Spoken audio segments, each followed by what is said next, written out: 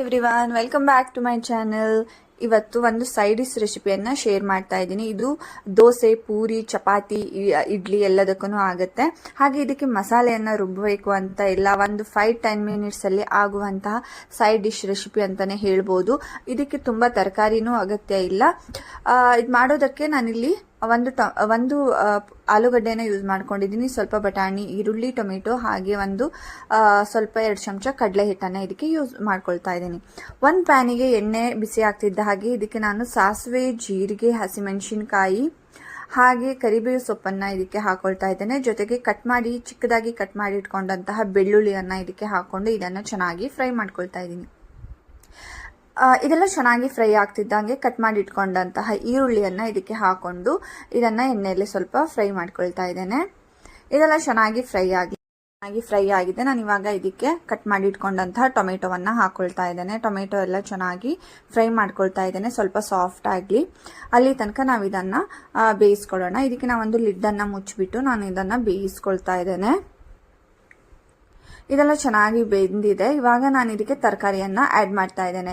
ಇದಕ್ಕೆ ಯಾವ ತರಕಾರಿಯನ್ನು ಬೇಕು ಅಂತ ಇಲ್ಲ. ಇದಕ್ಕೆ ನೀವು ಒಂದು ಆಲೂಗಡ್ಡೆ ಇದ್ದರೆ ಈ ಸಾಗುವನ್ನು ನೀವು ಮಾಡಬಹುದು. ನನ್ನ ಹತ್ರ ಸ್ವಲ್ಪ ಹಸಿರು ಬಟಾಣಿ ಇತ್ತು, ಹಾಗೆ ಸ್ವಲ್ಪ ಕ್ಯಾರೆಟ್ ಸಹ ತುರ್ಕೊಂಡಿದ್ದಿತ್ತು, ಅದನ್ನು ನಾನು ಇದಕ್ಕೆ ಹಾಕೊಳ್ತಾ ಇದ್ದೇನೆ.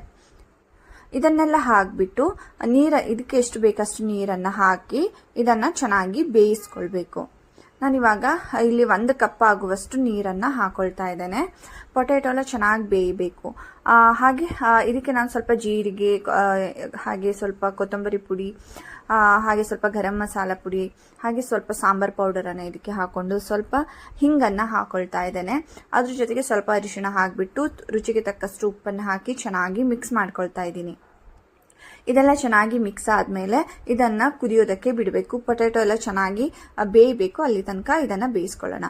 ಹಾಗೆ ನಾನಿಲ್ಲಿ 2 ಚಮಚ ಕಡಲೆ ಹಿಟ್ಟನ್ನು ತೊಗೊಂಡಿದ್ದೀನಿ. ಅದಕ್ಕೆ ನೀರು ಹಾಕಿ ಚೆನ್ನಾಗಿ ಲಂಪ್ಸ್ ಇಲ್ದೇನೆ ಮಿಕ್ಸ್ ಮಾಡಿ ಇಟ್ಕೊಂಡಿದ್ದೀನಿ. ಈ ಸೈಡಲ್ಲಿ ಆಲೂಗಡ್ಡೆನೂ ಚೆನ್ನಾಗಿ ಬೆಂದಿದೆಯಾ ಅಂತ ಚೆಕ್ ಮಾಡ್ಕೊಳ್ಳೋಣ. ಒಂದು 5-10 ನಿಮಿಷಕ್ಕೆ ಇದು ಚೆನ್ನಾಗಿ ಬೇಯುತ್ತೆ. ಇಲ್ಲಿ ಆಲೂಗಡ್ಡೆನೂ ಚೆನ್ನಾಗಿ ಬೆಂದಿದೆ. ಇವಾಗ ನಾನು ಏನು ಕಡಲೆ ಹಿಟ್ಟಿನ ರೆಡಿ ಮಾಡಿ ಇಟ್ಕೊಂಡಿದ್ದೆ ಅದನ್ನು ಇದಕ್ಕೆ ಹಾಕೊಳ್ತಾ ಇದ್ದೀನಿ. ಈ ಕಡಲೆ ಹಿಟ್ಟನ್ನು ಹಾಕ್ತಿದ್ದ ಹಾಗೆ ಏನು ಸಾಗು ಇದೆ ಇದು ಚೆನ್ನಾಗಿ ದಪ್ಪ ಆಗಿಬಿಡುತ್ತೆ. ನೀವು ಇದಕ್ಕೆ ಮತ್ತೆ ನೀರನ್ನು ನಿಮಗೆ ಎಷ್ಟು ಬೇಕೋ ಅಷ್ಟು ನೀರನ್ನು ಹಾಕಿಬಿಟ್ಟು ನೀವು ಇದನ್ನು ನಿಮ್ಮ ಕನ್ಸಿಸ್ಟೆನ್ಸಿಗೆ ಎಷ್ಟು ಬೇಕೋ ಅಷ್ಟನ್ನು ತೆಳ್ಳಗೆ ದಪ್ಪಗೆ ಮಾಡ್ಕೋಬಹುದು. ನಾನಿಲ್ಲಿ ದೋಸೆಗೆ ಮಾಡ್ತಿರೋದಂದ್ರೆ ಸ್ವಲ್ಪ ತೆಳ್ಳಗೆ ಇಟ್ಕೊಳ್ತಾ ಇದ್ದೇನೆ. ಇವಾಗ ಈ ಸಾಗು ರೆಡಿ ಆಗಿದೆ.